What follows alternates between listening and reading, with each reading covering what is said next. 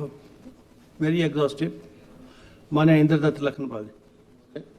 माननीय मुख्यमंत्री महोदय ने विस्तार से अपनी बात यहाँ रखी है।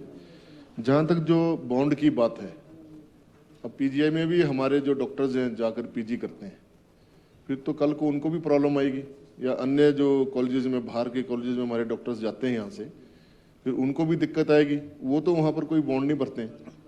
तो इसमें थोड़ा सा मेरा कहने का तात्पर्य है कि जो हमारी स्वास्थ्य सुविधाएं हैं वो ठीक ढंग से चलें, उसके लिए इसमें रिलैक्सेशन अगर की जा सकती है सरकार की तरफ से तो करनी चाहिए। माननीय मुख्यमंत्री महोदय। माननीय अध्यक्ष महोदय, भविष्य में मैं आपको जानकारी देना चाह रहा हूँ, एमबीबीएस करने के बाद भी डॉक्टर बेरोजगारी की लाइन में लग जाएंगे।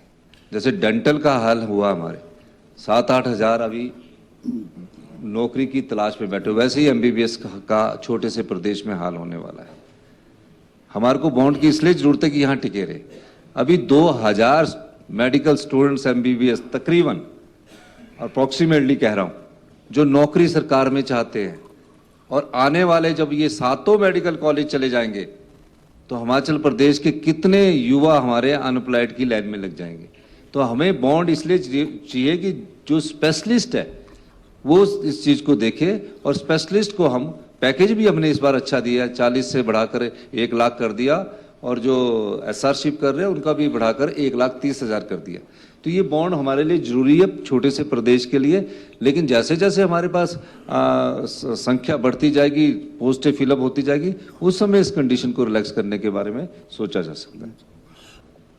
38.83% संकाय सदस्यों की कमी है।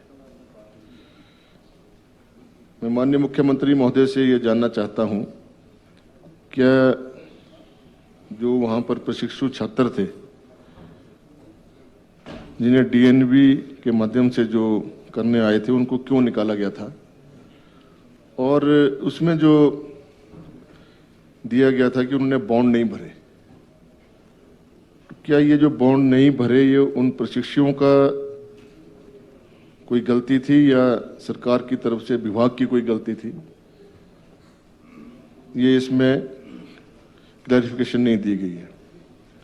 और क्या जो हमारा जो नेशनल बोर्ड ऑफ एग्जामिनेशन है, उन्होंने जो पीजी जो होती थी मेडिकल कॉलेज के, वो उसको समाप्त कर दिया है?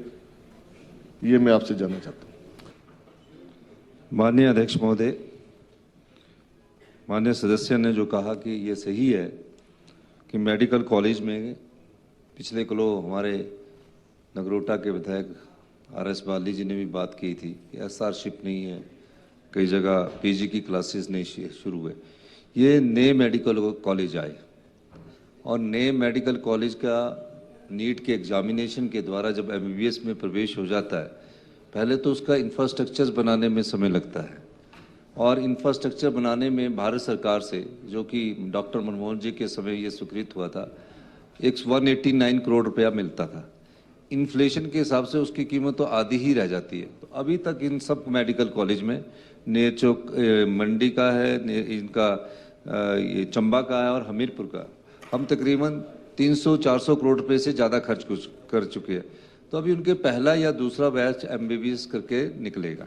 फिर भी कुछ सीटें डीएनवीज की जो आपने बात कही है, जिनको हम स्टाइफन देंगे, अब हमने स्टाइफन बढ़ा दिया है, वो भारी राज्य से आकर हमारे राज्य में सेवा नहीं करेंगे।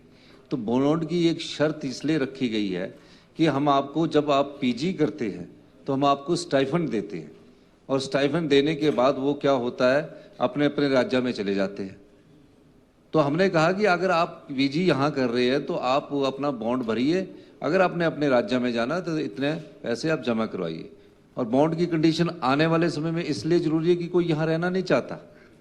तो इस दृष्टि से इसमें थोड़ा सा अगर सुधार करने की जरूरत होगी, हम करेंगे। जो हमीरपुर मेडिकल कॉलेज की बात आपने कही है, उसमें सभी पदों को आने वाले समय में जो डेफिशिएंसी है इसकी आने वाले समय में भर दिया जाएगा। मेडिकल कॉलेज का हमने कहा कि इस साल हमने 1 साल के भीतर उसको ठीक करना है।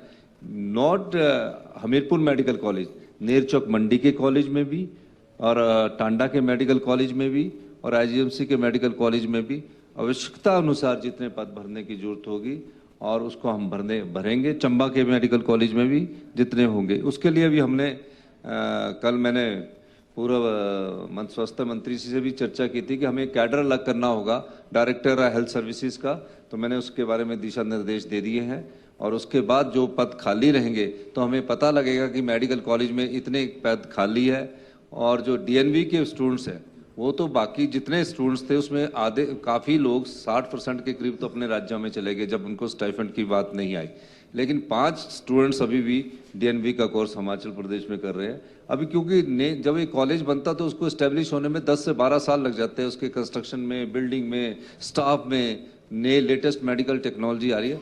तो मेरा ये मानना कि 1 साल के भीतर मैं व्यक्तिगत तौर से माननीय हेल्थ मिनिस्टर के साथ बैठकर इसकी हम आने वाले हर महीने मीटिंग करेंगे और कैसे आगे बढ़ा जाएगा मेडिकल टेक्नोलॉजी के साथ, उसमें हम आगे बढ़ने का प्रयास करेंगे।